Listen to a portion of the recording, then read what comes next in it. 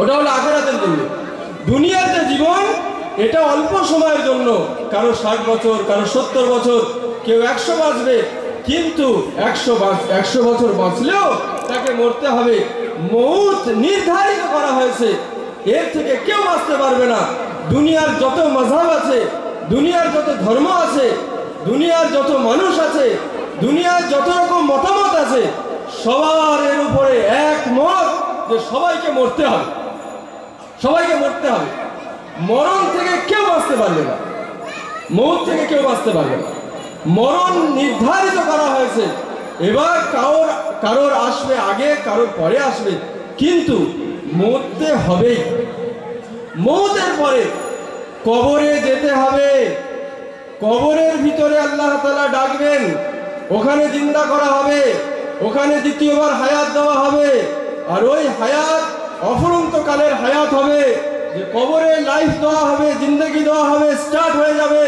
যে starting life, ওখান থেকে স্টার্ট হয়ে যাবে লাইফের, আর জীবনের শেষ হবে না। ওই জীবনের জন্য আল্লাহ তাআলা দুনিয়াতে পাঠিয়েছেন, যে দুনিয়া আর দুনিয়া মাজরাতুল আখিরা, যে দুনিয়া হলো আখিরাতের খেতিবাড়ি। এখান থেকে তোমার কবরের সামান তৈরি করতে হবে, এখান থেকে তোমার আখিরাতের সামান তৈরি করতে হবে। এই জন্য করে দুনিয়াতে পাঠানো হয়েছে। দুনিয়া তৈরি করার জন্য পাঠানো হয়, বেশি বেশি জমি তৈরি করার জন্য পাঠানো হয় নাই, বেশি বেশি ঘর তৈরি করার জন্য পাঠানো হয় নাই, বেশি বড় ব্যবসা করার জন্য পাঠানো হয় নাই, বরং এখানে পাঠানো হয়েছে আখিরাত তৈরি করার জন্য। আখিরাত তৈরি হয়ে যাক। কেন না, প্রত্যেককে কবরে যেতে হবে, এটা নির্ধারিত হয়ে গেল। এর থেকে কেউ বাঁচতে পারবে না, এর থেকে কেউ বাঁচতে পারবে না। কিন্তু কবরে যাওয়ার পরে এই ব্যাপারে একটু দ্বিমত আছে। কেউ বলছে ওখানে যাওয়ার পরে শেষ হয়ে যাবে, আবার কি হাড় গলে যাবে, চামড়া মাংস শেষ হয়ে যাবে, পোকায় খেয়ে নেবে, মাটি হয়ে যাবে, আর ওখানে কোনো রকম জিন্দা করা হবে না, আর ওখানে কোনো রকম ব্যাপার নেই, ব্যাস মরে গেল, শেষ হয়ে গেল। কিন্তু মরে যাওয়ার পরে আল্লাহ রাসূল সাল্লাল্লাহু আলাইহি ওয়াসাল্লাম বললেন, লা ইউমিনু হাত্তা আহাদুকুম, কে যতক্ষণ পর্যন্ত তোমাদের ভিতরে কেউ মুমিন হতে পারবে না, যতক্ষণ না তার এই ঈমান হয় যে মওতের পরে আবার জীবিত করা হবে। যার এর উপরে ঈমান আছে সেই মুমিন, সেই মুসলিম, সে হলো ঈমানওয়ালা। এছাড়া ঈমানওয়ালার ভিতরে তার কোনো নামই থাকে না। ওই জন্য করে মেরে ভাই, দোস্ত বুজুর্গ, আমরা যে মুসলমান, আমরা যে ঈমানওয়ালা, আমরা যে ইসলামের খাতায় নাম আছে, আমাদের প্রত্যেকের এটা ইয়াকিন আছে, এটা বিশ্বাস আছে যে আল্লাহ তাআলা মওতের পরে কবরে আবার আমাদেরকে জিন্দা করবেন। আর আমাদের সামনে ফেরেশতা ডাকা হবে, ফেরেশতাকে পাঠানো হবে, আর ফেরেশতা এসে আমাদের সওয়াল করবেন যে বলো মার রব্বুক, তোমার রব কে? বলো মা দীনুক, তোমার দিন কি ছিল? বলো মান নবিয়ুক, তোমার নবী কে ছিলেন? এই বিষয়ে প্রত্যেকটা মুসলমানকে, প্রত্যেকটা মানুষকে জিজ্ঞাসা করা হবে। এই 3 বিষয়, 3 প্রশ্নের উত্তর যে দিতে পারবে সঠিকভাবে, আল্লাহ তাআলা তাকে আগে বাড়াবে। ওই জন্য করে এই দুনিয়াতে থেকে এই কবরের প্রস্তুতি নেওয়া, কবরের প্রস্তুতি কি? প্রথম প্রশ্ন হলো মার রব্বুক, তোমার রব কে? অর্থাৎ রবের ব্যাপারে আমাদেরকে সচেতন থাকতে হবে। রব কে এই ব্যাপারে আমাদের জানতে হবে। যদি রবের ব্যাপারে না জেনে কবরে চলে যায়, তাহলে তার থেকে বড় হতভাগ্য, তার থেকে বড় বিপদ সংকীর্ণ মানুষ আর দুনিয়াতে পাওয়া যাবে না। যে রবকে চেনা ছাড়া দুনিয়া থেকে চলে যাবে, কবরের ভিতরে ঢুকে যাবে, এর থেকে বেশি খারাপ আর এর থেকে বেশি ক্ষতিগ্রস্ত মানুষ আর দুনিয়াতে নেই, কেন না রবকে চেনা এ সবচেয়ে বড় দায়িত্ব। আল্লাহ তাআলা কোরআনে জায়গায় জায়গায় বললেন যে ইয়া আইয়ুহাল্লাযীনা আমানু আমিনু বিল্লাহ, এই ঈমানওয়ালা তোমরা আবার ঈমান নিয়ে এসো, আল্লাহকে চেনো, আল্লাহকে চিনে কবরে এসো। আল্লাহ তাআলা বললেন, ইয়া আইয়ুহাল্লাযীনা আমানুত্তাকুল্লাহ হাক্কা তুকাতিহি ওয়া লা তামুতুন্না ইল্লা ওয়া আনতুম মুসলিমুন। হে ঈমানওয়ালারা, তোমরা আল্লাহর থেকে ভয় করো, আর আল্লাহর থেকে ভয় করো, আর এমন অবস্থায় কবরে আসো যেন তোমরা পরিপূর্ণ ইসলামের ভিতরে প্রবেশ করে গিয়েছো। সম্পূর্ণ দিন ইসলাম নিয়ে কবরে এসো, না হলে কবরে এসো না, না হলে কবরে এসো না। কবরে আসতে বারণ করছে যে কবরে যদি আল্লাহকে না চিনে কবরে যায় তাহলে বিপদের শেষ নেই। আসতে বারণ করছে, বারণ করা মানে যে এখানে এলে এবার বিপদ আছে। যখন ওস্তাদ ছাত্রকে ডাকে যে তুই আয়, তোর এবার হবে, বাপ ছেলেকে ডাকছে তুই এখন আয়, এসে দেখ, বুঝতে পারবি, তুই আয় ঘরে। এ কবরে যা, কবরে গেলেই বুঝতে পারবে যে আল্লাহকে না চিনে কবরে ঢোকার কি পেরেশানি আর কি খারাপি আর কিরকম আমাদের জন্য বিপজ্জনক। এটা আমরা তখন বুঝতে পারবো যখন আমরা কবরে আল্লাহকে না চিনে যাব। আর যদি আল্লাহকে চিনে যাই তাহলে তার থেকে বড় সুখময়, তার থেকে বড় ভালো মানুষ, তার থেকে বড় আনন্দদায়ক মানুষ আর দুনিয়াতে কেউ নেই যে সবচেয়ে বেশি আল্লাহকে চিনে যাবে। ওই জন্য করে যে আল্লাহকে চেনা এই সবচেয়ে বড় দায়িত্ব, আল্লাহকে চেনা এটা সবচেয়ে বড় জ্ঞান। আল্লাহ তাআলাকে যে চিনল না সে যত বড় দুনিয়ার জ্ঞানী হোক তার থেকে বড় মূর্খ আর দুনিয়াতে নেই, তার থেকে বড় মূর্খ আর কেউ নেই। কেন না আল্লাহ তাআলা আবুল হাকামের নাম আবু জাহাল করে দিল। যে অজ্ঞতার বাপ, অজ্ঞতার বাপ, ওর নাম ছিল আবুল হাকাম। যে ও জ্ঞানের বাপ, হিকমতের বাপ, ওর ভিতরে এত জ্ঞান, কিন্তু আল্লাহ রাসূল সাল্লাল্লাহু আলাইহি ওয়াসাল্লাম যখন দাওয়াত নিয়ে এলেন, এক কলমার দাওয়াত, এক আল্লাহর দাওয়াত, তখন সে আল্লাহকে চিনল না, আল্লাহর এই কলমাকে সে বিশ্বাস করলো না, স্বীকার করলো না। তো সঙ্গে সঙ্গে তার নাম হয়ে গেল আবু জাহাল, অর্থাৎ অজ্ঞতার বাপ। এর থেকে বড় মূর্খ আর নেই। যে আল্লাহকে চিনল না সে সবচেয়ে বড় দুনিয়ার মূর্খ। সে আমাদের সামনে বড় জ্ঞানী হতে পারে, বড় শিক্ষিত হতে পারে, বড় পিএইচডি করনেওয়ালা হতে পারে, কিন্তু সে আল্লাহকে চেনে না। আল্লাহকে চেনা ছাড়া তার দুনিয়াতে কোনো দাম নেই, আখেরাতে কোনো দাম নেই, কবরে কোনো দাম নেই, আল্লাহর সামনে কোনো দাম নেই। ওই জন্য আল্লাহকে চিনতে হবে, আল্লাহকে চিনতে হবে। আমাদের মুসলমান ভাইদের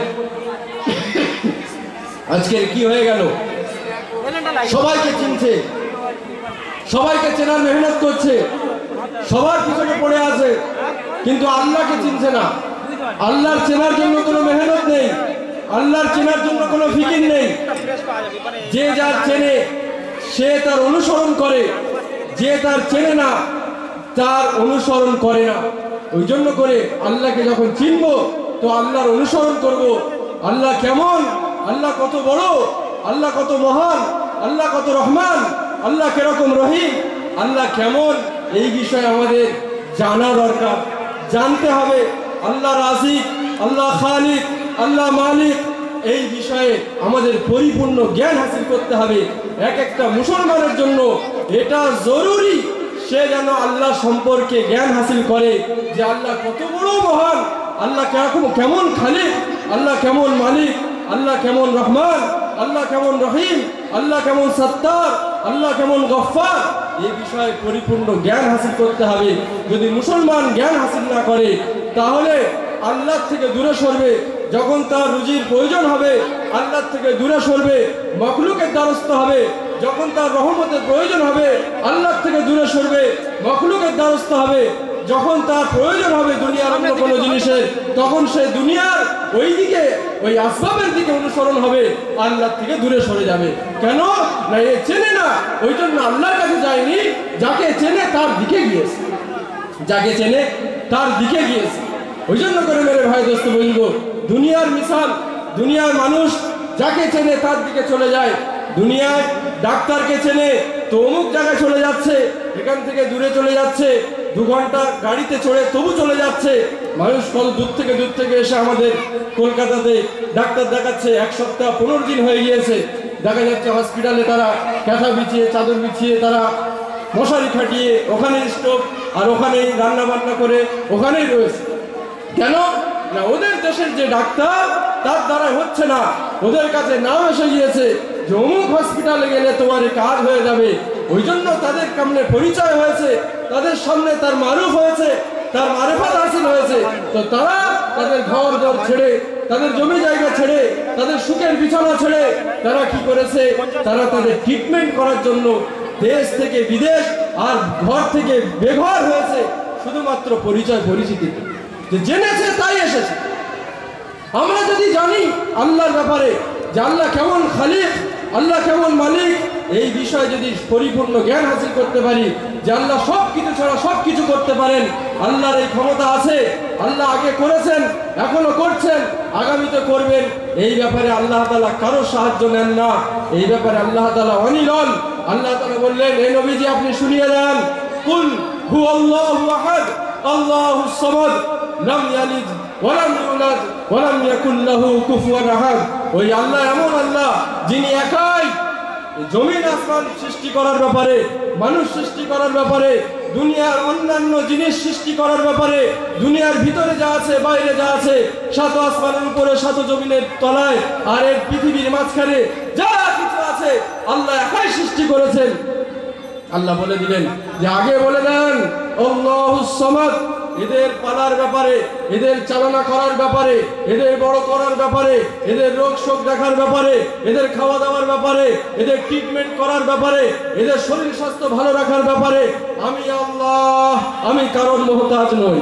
আল্লাহুস সামাদ, আল্লাহুস সামাদ, আল্লাহ কারোর দরকার নেই, আল্লাহ নিজেই পারেন, আল্লাহ নিজেই পারেন, আল্লাহ নিজেই পারেন সবকিছু, কারোর দরকার নেই, সবকিছু ছাড়া আল্লাহ করতে পারে। এই জন্য করে আল্লাহর বিষয়ে জ্ঞান হাসিল করতে হবে। আল্লাহ দেখিয়ে দিয়েছেন যে আল্লাহ দেখালেন বনি ইসরাইলকে 40 বছর ধরে, 40 বছর ধরে বিনা চাষ চাকরি ব্যবসা বাণিজ্য রান্না বান্না ছাড়া আল্লাহ তাআলা খাইয়ে দেখিয়ে দিয়েছেন যে দেখো আমি সব কিছু ছাড়া খাওয়াতে পারি, আমার কাছে ক্ষমতা আমার আছে। আরো দেখালেন আসহাবে কাফ 7 জন যুবক, তারা তাদের ধর্মকে, তারা তাদের ঈমানকে, তারা তাদের দ্বীনকে বাঁচানোর জন্য তারা তাদের দেশকে ছেড়ে যখন বার হয়েছে, আল্লাহ তাআলা তাদেরকে যে অনুসরণ দেখিয়ে দিয়েছিল, তারা যে রাস্তায় অনুসরণ করেছিল আর তারা গিয়ে গুহার ভিতরে গিয়ে লুকিয়ে গিয়েছিল, আল্লাহ তাআলা দেখালেন 309 বছর ধরে, 309 বছর, 1 বছর নয়, 2 বছর নয়, 309 বছর ধরে আল্লাহ তাআলা তাদেরকে না খাইয়েছেন, না পান করিয়েছেন, কোনো কিছুর দরকার নেই, বিনা খাওয়াতে বিনা পান করাতে আল্লাহ তাআলা তাদেরকে সুস্থ সবল আর যেমনকার ছিল, যেমন শুয়েছে তেমন উঠেছে, আল্লাহ তাআলা তাদেরকে বাঁচিয়ে আর সঠিকভাবে আল্লাহ তাআলা রেখেছে।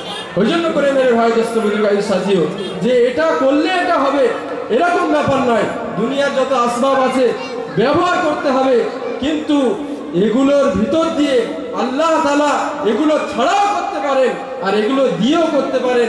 আল্লাহ তাআলা সব ছাড়াও করতে পারেন, সব কিছু দিয়েও করতে পারেন। আল্লাহ তাআলা সবার উপরে ক্ষমতাবান, এই ব্যাপারে আমাদের জ্ঞান হাসিল করতে হবে, জানতে হবে। যদি এটা না জানি তাহলে আল্লাহর হুকুম আদায় করতে পারবো না। যখন নামাজের টাইম হয়ে যাবে দোকান ডাক দেবে, নামাজের ওয়াক্ত হয়ে যাবে ব্যবসা ডাক দেবে, নামাজের সময় হয়ে যাবে ঘুম ডাক দেবে, বিভিন্ন জায়গায় আমাদের ডাক দিয়ে নিয়ে চলে যাবে। কেন না আল্লাহর হুকুমের ভিতরে যে আমাদের কামিয়াবি আছে, আল্লাহর হুকুম আদায় করলে আল্লাহ পুরো করবে, এই ব্যাপারটা আমাদের কিন্তু ভিতরে থাকবে না। যদি আমরা আল্লাহকে চিনে নিই তাহলে আল্লাহর হুকুম যখন সামনে আসবে, এই রমজান মাস সামনে আসছে, রমজানে রোজা রাখা সহজ হয়ে যাবে, রমজানে তারাবি পড়া সহজ হয়ে যাবে। যদি আল্লাহকে চিনে নিই যে কার জন্য করছি, যার জন্য করছি, সে আমাদের সর্ব ব্যবস্থা করবে। ওই জন্য করে মেরে ভাই দোস্ত বুজুর্গ আমরা নিয়ত করি ইনশাআল্লাহ যে আমরা আমল করার নিয়তে শুনবো ইনশাআল্লাহ। এখন থেকে যত কথা হবে, যতক্ষণ হবে, আমরা আমলের নিয়তে শুনবো ইনশাআল্লাহ।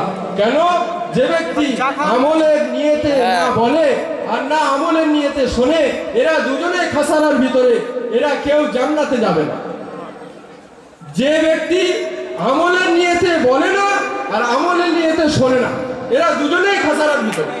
ওই জন্য করে আমাদেরকে আমলের নিয়েতে বলতেও হবে আর আমলের নিয়েতে শুনতেও হবে। ওই জন্য আমরা নিয়ত করি ইনশাআল্লাহ যে আমরা প্রত্যেকে যা শুনবো এর উপরে আমল করার নিয়তে শুনবো ইনশাআল্লাহ। আল্লাহ তাআলা আমল করার তৌফিক দান করুন। এরপরে আরো কথা হবে। আলহামদুলিল্লাহ, আমাদের সাদ্দাম ভাই খুব মূল্যবান বয়ান করলেন। আমরা যদি এর উপরে আমল করতে পারি আমরা দুনিয়া আখিরাতে কামিয়াবি হয়ে যাব ইনশাল্লাহ। সেভাবেই কথা বললেন আল্লাহর পরিচিত ব্যাপারে। কিন্তু আমরা সবাই জানি আমাদের সেই আকাঙ্ক্ষিত বক্তা যিনি গত দু বছর পূর্বে মনে হয় এসেছিলেন, তিনি 2 বছর পূর্বে এসেছিলেন, সেই হিসাবে তাকে প্রথমে দেওয়া হয়েছে আর একটা নতুন মুখ, সেজন্য তাকে পরে দেওয়া হয়েছে। কিন্তু আমার জ্ঞানে আমি যা জানি যিনি আমাদের সামনে এক্ষুনি কথা রাখবেন এনার মতো যোগ্যতাপূর্ণ আলেম খুব কম দেখা যায়। তিনি একজন কলেজের অধ্যাপক প্লাস মুফতি সাহেব, খুব সুনামধন্য নাম, খুব সুনামধন্য তিনি জনমান্য, তিনি সুনামধন্য, সুপরিচিত, তিনি খুব খ্যাতি অর্জন করেছে। আমরা প্রত্যেকে যে যেখানে আসি প্রত্যেকে চলে আসি, রাস্তাঘাটে না দাঁড়িয়ে থেকে আমাদের সেই জনাব মুফতি শফিউল্লাহ সাহেব শুধু চুনখুলি থেকে আগত, তিনি তার জ্ঞানগর্ম বক্তব্য আমাদের সামনে উপস্থাপন করবেন। আমরা প্রত্যেকে আর কেউ এদিকে ওদিকে না ঘোরাফেরা করে প্রত্যেকে মজমায় চলে আসি। অনুরোধ করে বলছি বন্ধু, প্রত্যেকে চলে আসি, না শুনলে বুঝতে পারবো না। তার বক্তব্য শুনতে গেলে দূর থেকে শুনলে হবে না। তিনি নভেল নাটক বলে না, অনেক কাহিনী বলে না, তিনি একেবারে যুক্তিসম্পন্ন কথা বলেন। বয়স্ক মানুষ, তিনি কথা বলবেন ঠুক ঠুক করে, ছোট ছোট আকারে কথা বলবেন। প্রতিটা কথার ভিতরে রসিকতা আছে, প্রতিটা কথার ভিতরে জ্ঞানগর্ম ঢুকে আছে, প্রত্যেকটা কথার ভিতরে মাধুর্যতা আছে। এজন্য শুনতে গেলে বুঝতে গেলে সামনে আসতে হবে। এজন্য প্রত্যেকে চলে আসি আমার প্রাণের ভাই, আর দেরি করি নাই। তার আগে আমি বলবো একটা ছোট্ট বাচ্চি আমাদের সামনে নবীর জীবনী নিয়ে আমাদের সামনে তার প্রতিভাটা ফুটিয়ে দেবেন। এজন্য আমরা প্রত্যেকে আমাদের নিজের বাচ্চাদেরকে এইভাবে বাচ্চাদের